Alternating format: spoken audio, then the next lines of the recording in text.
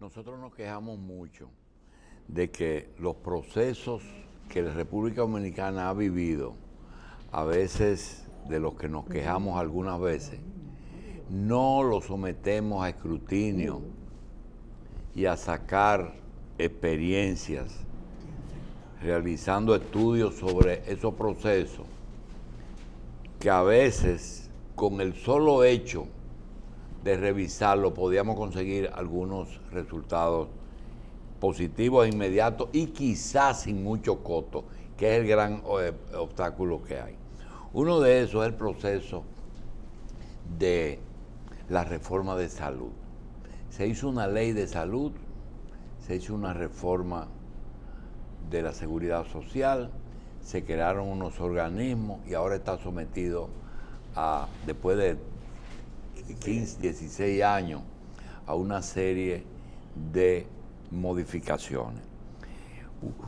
Uno de los actores, primero como subdirector del programa y hoy como director, que nos pueden ayudar a ir viendo en qué hemos mejorado y qué debemos de corregir, es el licenciado Chanel Rosa Chupani. Chanel Rosa es el director ejecutivo del Seguro Nacional de Salud, SENASA. Le damos la bienvenida y le agradecemos muchísimo a Chanel, que siempre ha venido con una tónica no de polémica, sino de educación, de ir preparando a la gente para que entienda y aproveche algo que a juicio de nosotros quizá no ha logrado todo, pero quizá estamos un poquito mejor. ¿Verdad, licenciado? Así es. Bueno, buenos días, don Julio. Buenos días y buenos días a los amigos televidentes. Licenciado, los 16 años en salud,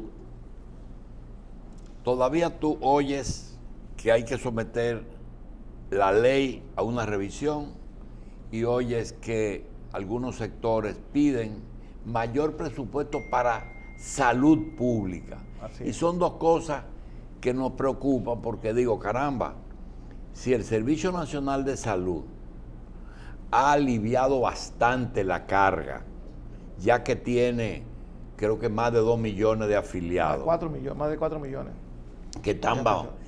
Entonces, ¿cómo es posible que teniendo ya más de 4 millones dentro de un presupuesto de atención de salud, ¿cómo es posible que ahora el gobierno necesite, en vez de 1,5, necesite 6, como le estén pidiendo? Sí. ¿Cómo usted ve esa distorsión? Bueno, ahí hay varios temas, don Julio, y a los amigos que nos ven y nos escuchan. En primer lugar, el tema de salud. Los sistemas de salud en toda parte del mundo siempre requieren más dinero, más recursos, porque por varias razones. Primero, porque la población envejece y con el envejecimiento de la población se agravan más las enfermedades propias de esa edad. En segundo lugar, porque hay mucha presión de parte de quienes, de los fabricantes de tecnología nueva en el sector salud. Todos los días sale un equipo nuevo, todos los días sale una nueva tecnología que por supuesto hace mucho más costoso el sistema. Es muy costoso por el tema de la presión de la industria farmacéutica. Recuérdense que la industria farmacéutica, junto con la industria de las armas y la industria del petróleo, son las 3 industrias más poderosas del mundo. Estados Unidos gasta un 18% de su Producto Bruto Interno en salud. 18%, estamos hablando del Producto Interno más grande del mundo. Sin embargo, tiene más de 20 millones de personas sin seguro de salud. Y lo que podría agravarse si finalmente se decide eliminar el Obamacare. Recuérdense que antes del Obamacare, Estados Unidos tenía 40 millones de personas que no tenían acceso a servicios de salud, con un 18% del PIB. 10% de la población. Así es.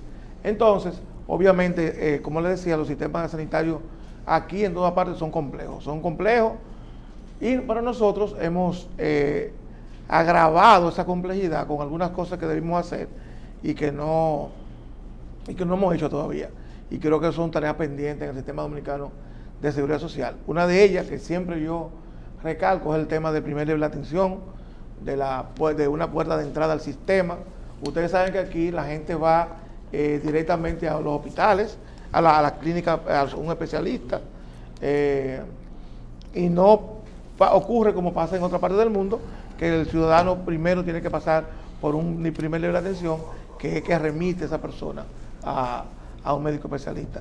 Eso obviamente encarece el tema también de los medicamentos de marcas, porque muchos sistemas sanitarios se enfocan en medicamentos genéricos de buena calidad, y aquí el médico prescribe mucho la marca, o sea, cómprate tal medicamento. Y eso obviamente también que encarece todo lo que es la función salud y la política sanitaria en sentido general. Y eso antes era el 100% lo cubría el gobierno y un poquito el seguro social. Sí, así es. Hoy, en porcentaje, licenciado, Sí. ¿cuánto ustedes le descargan al presupuesto de Ahí, salud? bueno, primero hay que entender, hay alrededor de 7 millones de personas afiliadas hoy a la Seguridad Social, entre régimen contributivo y régimen subsidiado. De eso, 7 millones, 4 millones 175 mil están en SENASA, el resto están en... Pero usted me dice que hay 7 millones que tienen cobertura. Que tienen cobertura. Y si que aquí lo que hay es 3 millones que no la tienen. Que también es un tema importante. O sea, hay que ver de dónde nosotros venimos. Yo siempre digo, hay que recordar que nosotros venimos de la cobertura más baja de América Latina en seguridad social. Solo Haití y El Salvador estaban por debajo de nosotros hace 15 años. Hoy estamos entre los primeros 4 países de América Latina con personas con seguro de salud, con más personas con cobertura de servicios de salud. Entonces yo creo que eso también es un avance importante. Entonces, en porcentaje, en atención, hemos avanzado mucho. Hemos avanzado. Ahora, en calidad. Exactamente, el tema de calidad es un tema pendiente. Lo que pasa es que nosotros, y lo que formaron la ley, yo creo que cometieron un error, varios, pero uno de los que cometieron fue pensar que el tema de calidad en salud era solo un tema del sector público. Y el tema de calidad también es un tema del sector privado. O sea, bueno, ustedes han visto recientemente la cantidad de demandas que hay contra médicos. Se habla de cerca de 200 médicos que en estos momentos enfrentan demandas por mala práctica, etcétera. Entonces, el tema de calidad no solamente es imputable al sector público, que tiene que superar, obviamente, sino al sector privado, porque el sector privado no son las 3 o 4 clínicas que conocemos.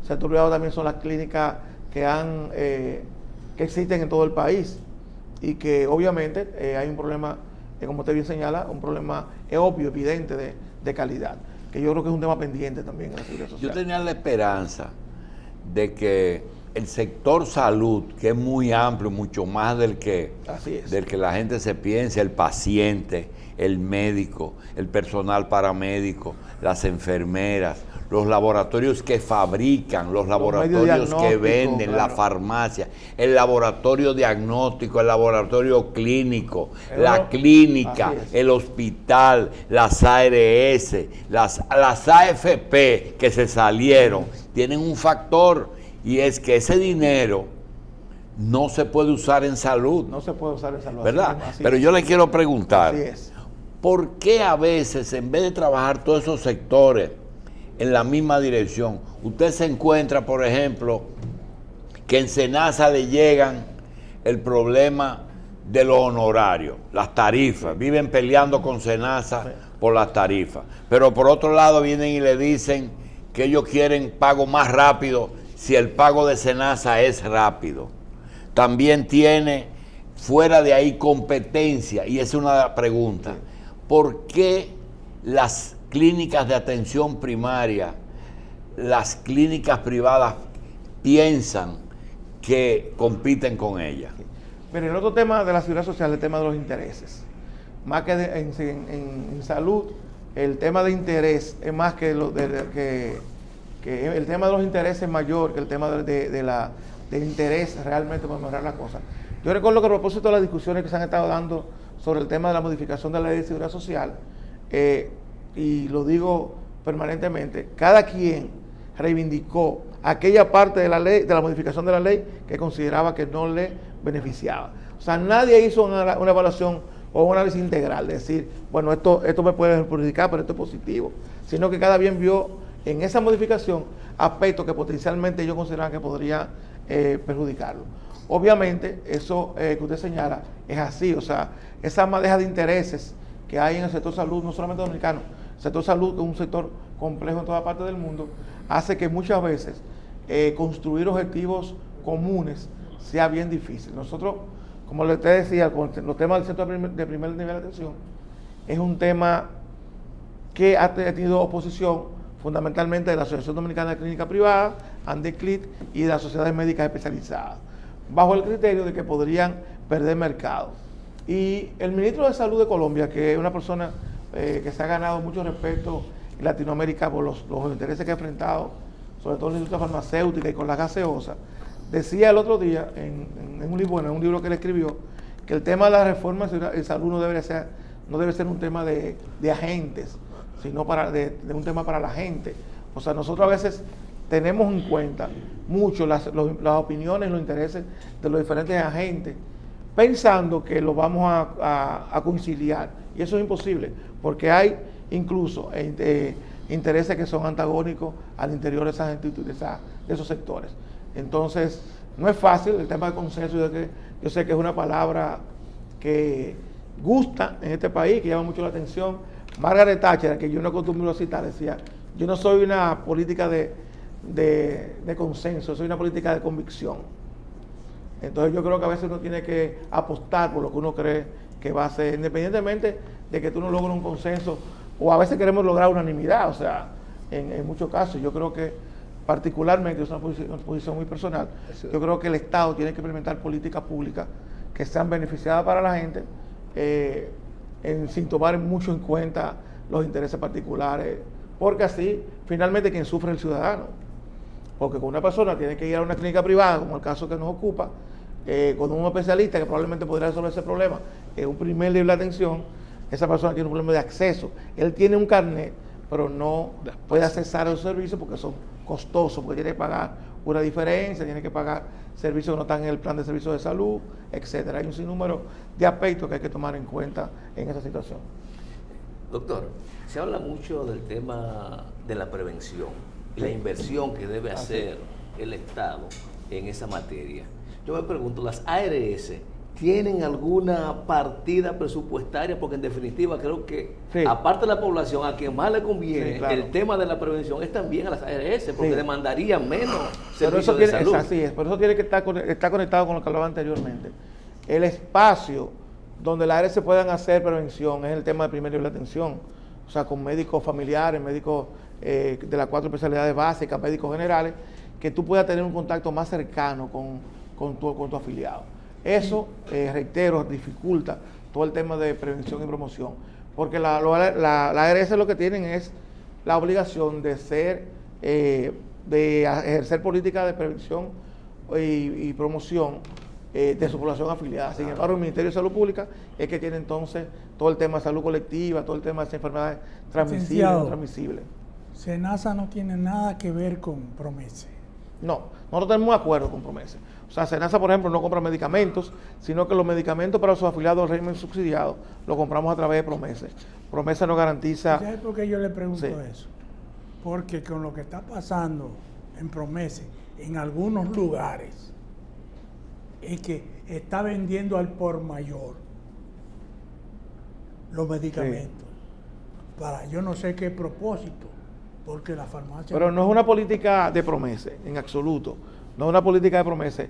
El otro día yo recibí una información similar y lo que me dijeron es que hay personas que van y compran medicamentos en grandes cantidades. Incluso no una, sino que van 2 o 3 personas que se sabe que responden a los mismos intereses, pero no es una política de PROMESE en absoluto. En absoluto. Se dan esos casos, reitero, de personas que compran al por mayor. Hay algo, ¿cómo lo cual es incorrecto, obviamente. Lo normal es que una empresa, en área de su rentabilidad, trate de huirle un poquito a las cosas que le dejan pérdida. Sí, claro. Y los accidentes de tránsito parece como que le dejan pérdida. ¿Cómo le están yendo a ustedes con eso? Los accidentes de tránsito es un tema clave en el sector, que yo creo que es un tema que nosotros no hemos podido resolver como sector de la seguridad social. Ustedes vieron recientemente una publicación de SENASA. De enero de 2016 hasta abril de este año ha gastado 725 millones de pesos en sus afiliados solo para cubrir atenciones de accidentes de tránsito. Eso obviamente crea un problema de carácter financiero, como usted bien señala, pero también ahí venimos con lo que decía Macha, el tema de prevención y promoción. Yo creo que urge, y creo también que la nueva ley de seguridad vial que se ha aprobado recientemente y que debe implementarse próximamente, creo que va a ayudar bastante. Por supuesto, yo siempre digo, el 80% de esos accidentes no son accidentes. Probablemente se deben a imprudencia. Nosotros tenemos muchos accidentes de motoristas, casi el 76% de los accidentes que se reportan en Senasa son de motoristas, motoconchistas, etcétera. Entonces eso es un tema clave, porque no solamente afecta financieramente al sistema, sino también que afecta la calidad de vida de la gente, afecta la participación laboral de esa persona en su trabajo. Es decir, hay una serie de elementos que afecta tangencialmente con el tema de los accidentes. A propósito del mes aniversario, digamos así, de la seguridad social, observamos que tanto la DIDA como la Asesoría de la Seguridad Social estaban reivindicando cosas que le hacen falta para un mejor funcionamiento. Por un lado, hablando de la posibilidad de personalidad jurídica propia, entre otros aspectos. En el caso de la DIDA, que debe jugar un papel importantísimo en todo este andamiaje de la seguridad social. Y defensa de los afiliados. Exacto. La carencia también de recursos. Me parece que la DIDA no cuenta con los mecanismos necesarios como para jugar el rol que le asigna la ley. ¿Qué usted cree que debiéramos hacer en ese sentido? Es importante esa pregunta, porque precisamente esos dos temas son temas que se tratan en la reforma de la Ley de Seguridad Social. Primero, a ambas instituciones darle un estatus de institución autónoma, descentralizada. Y segundo, garantizarle recursos del sistema. O sea, que no tenga que depender de recursos fiscales directamente asignados por el Poder Ejecutivo para garantizar precisamente eso, un flujo de recursos más importante, pero también una autonomía mayor, porque si hay una institución, por ejemplo, como la DIDA, que debe tener una autonomía de los diferentes sectores por el rol que desempeña esa institución. Recuérdense, y siempre lo digo, el tema de economía política en la seguridad social. Tenemos un consejo de la seguridad social que es tripartito y que tiene el famoso poder de veto. Y entonces la DIDA está vinculada estructuralmente a ese sector. Por lo tanto, si ahí en ese sector están los intereses contra los cuales la DIDA debe actuar, o debe informar, o debe garantizarle servicio a su población, obviamente también eso crea un problema, un poco de complejo, un tema de conflicto de intereses importante. Doctor, hay un tema que no sé si a usted le gustaría abordar. Es el tema de las deudas acumuladas.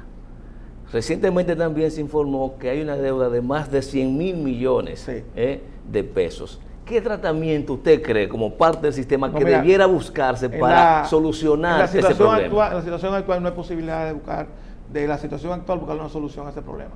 Porque ese problema se deriva básicamente por los intereses que tiene que son 5% mensuales, eso se vuelve acumulativo, se vuelve una bola de nieve. Ha habido ya dos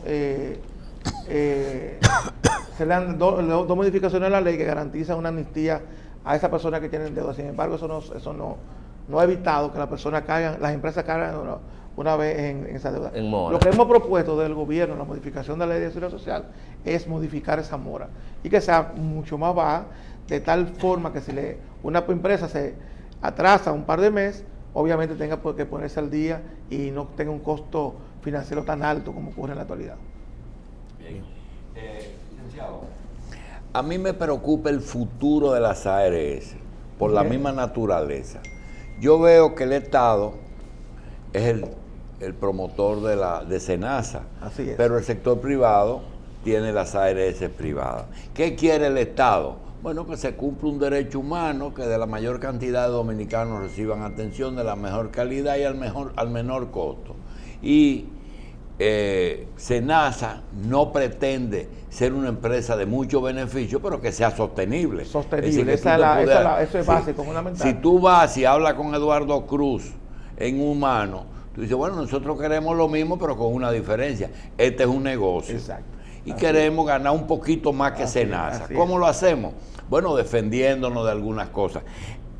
¿Hacia dónde camina ese problema? ¿Cuál de los dos es que va a desaparecer? Mire, ese es un tema nodal. Probablemente no desaparezca ninguno de los dos. Pero usted ha explicado, don Julio, en ese ejemplo, un tema que es crucial, la discusión de seguridad social en estos momentos. Sí, y es la siguiente: si empresas con fines de lucro pueden participar en un sistema que es eminentemente social y que sus fundamentos no son la ganancia a través de eso, de intereses, porque cuando eso pasa, tú lo puedes solventar o un poco amainar ese problema con el tema de la regulación. Por eso los sistemas de salud tienen que ser fuertemente regulados por el sector, por el gobierno, por los gobiernos en sentido general. Y eso, pero aún así, como usted dice, la tentación de yo ganar recursos financieros, obtener, porque yo tengo unos accionistas que tengo que distribuir dividendos, etcétera. Entonces eso, obviamente, que hace que yo, en muchos casos, a esas ARS, muchas de ellas implementen prácticas que van perjudican a sus usuarios o a los usuarios en sentido general. Y le voy a decir un ejemplo concreto. En SENASA, un afiliado de SENASA, régimen contributivo, no tiene que tener no tiene que ir a un médico contratado por SENASA para recibir medicamentos. O sea, puede ir de un médico cualquiera, ese médico le prescribe y va a la farmacia y se le paga. En otras ARS sí tiene que tener en la mayoría afiliación ese prestador. Porque eso se ve como un mecanismo de control, obviamente. Bien. Pero ese control puede perjudicar al afiliado, que tiene que pagaría entonces una consulta para ir donde el médico, etcétera. Bien. ¿Qué posibilidad hay? No sé si existe, le confieso que no lo sé, de que un paciente que vaya a un centro, porque hay diferentes casos, un paciente puede ir a un médico que tenga un letrerito, doctor José Pérez, médico, y el paciente va, y si está afiliado, usted recibe una consulta. Si no va ahí, va a un centro de atención primaria. Si no va al centro de atención primaria, va a un hospital público, que hay dos modalidades: el público para pobres de solemnidad, que no tengan seguro, y el hospital de autogestión. Que no debería ser así, porque el hospital de autogestión también recibe un presupuesto del Estado Dominicano. Bien, entonces, tú hablas con una clínica y te dice: el problema es que yo no puedo competir con Sedimat, porque el Estado le hace el edificio, le da un subsidio, ellos cobran, no le cortan la luz, tienen el asunto, la reposición de equipo, que hay que ponerse al tanto. La pregunta es la siguiente: ¿se puede lograr dentro del sistema, y si la ley lo permite, que si yo voy a una consulta, yo salga del consultorio con mi primera dosis, que me la tome, o con la inyección que me la pusieron, y que sea el centro el que, junto con la cuenta que le mande a SENASA, le mande la medicina, para que no haya que andar con una receta dando bolío por ahí? No, a ver qué la ley prohíbe mucho el tema de integración vertical.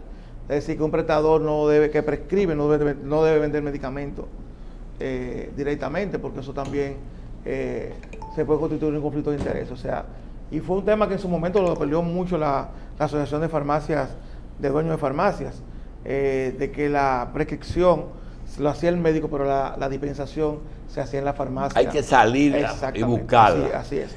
La ley no lo permite. No, porque ahí hay un tema de integración vertical. Es decir, que solamente se permite en el caso de que esté internado. Exacto. De que esté en una clínica. En internamiento, no en tratamiento ambulatorio. Pero en emergencia se puede. No, en emergencia, a veces pueden indicar. Una gente que vaya a una emergencia de atención primaria y haya que ponerle un medicamento. Sí, lo que pasa es que todavía el centro de atención primaria, doctor, es muy difícil trazar la línea. Sí, claro, es muy débil. Los centros de atención primaria, como le decía, todavía no están funcionando como deberían ser. Allá somos ya de centro de atención primaria, que yo diría que junto con la modificación del plan de servicios de salud, del PDSS, su actualización, son los grandes retos que tenemos como sistema de seguridad social. ¿Cuál es el lugar donde más pacientes se ven hoy día en República Dominicana? Usted dice en el sector salud, ¿dónde que más problemas se resuelven aquí? Porque no hay centro de atención primaria suficiente. No, obviamente que los centros, en los grandes centros hospitalarios. Los hospitales. Claro que sí.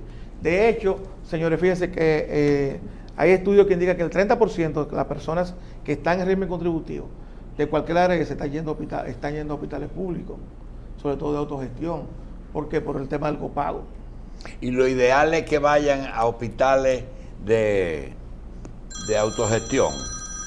Bueno, sí, esa es una opción que tiene el usuario. Nosotros, por ejemplo, en SENASA tenemos más de 7,000 prestadores contratados a nivel nacional, público, ONG, que también tenemos patronatos, prácticamente todos los patronatos de este país. Tengo una queja, que siempre lo digo, que con el INDEN, que nunca ha querido trabajar con nosotros, el Instituto de la Diabetes, en régimen subsidiado. En esa atención primaria o en ese hospital que un médico sí, claro, ofrece su servicio y que tiene un sueldo en el hospital, cuando le mandan la cuenta a SENASA, ¿hay un porcentaje que es de ese médico? Hay un porcentaje sí que es del personal.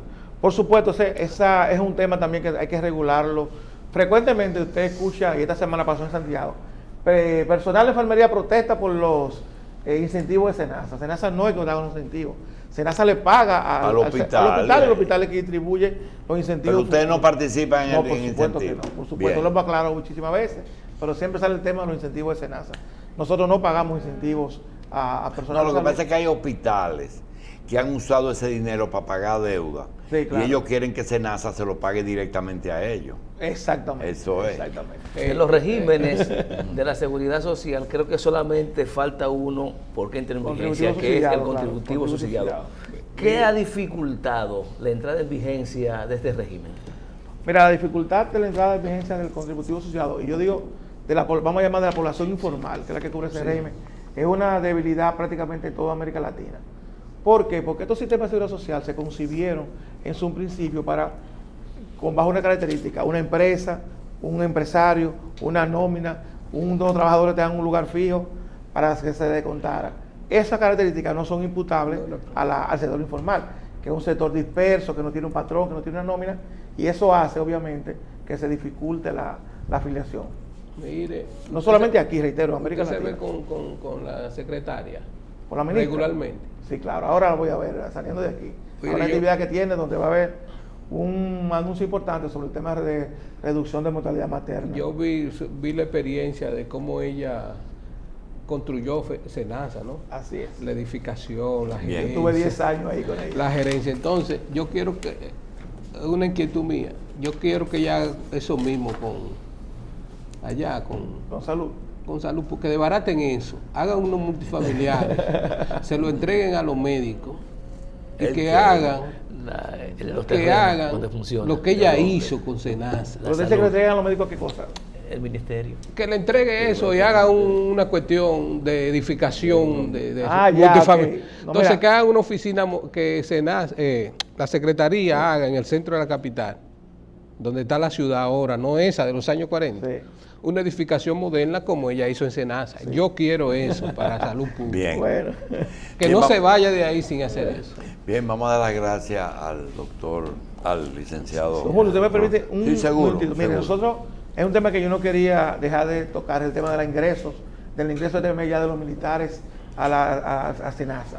Usted sabe que hubo una disposición del señor presidente hace un año lo hicimos con los policías. Ahora están todos los militares, tanto de Armada, de la Fuerza Aérea. Pasaron ahora a SENASA. Tenemos alrededor de 60,000 militares que ya están en SENASA y sus dependientes, que lo estamos. Y ayer, bueno, esta semana hubo Espérese. Y los hospitales de la Fuerza Armada y la policía, felices. Ustedes tienen que estar pagando. Contratados por nosotros. Claro. Son de autogestión ahora. No, siguen perteneciendo a su organismo. En el caso de la policía y pero ahora, de hecho, el hospital de la policía acaba de hacer una reparación, una ampliación de su emergencia y una emergencia pediátrica solo con los recursos que SENASA le transfiere como pago de servicio. Entonces estamos en ese proceso, estamos carnetizando. A nivel nacional vino una respuesta muy buena de parte de los militares. Yo creo que ese es un tema también de avance en términos de protección social importante.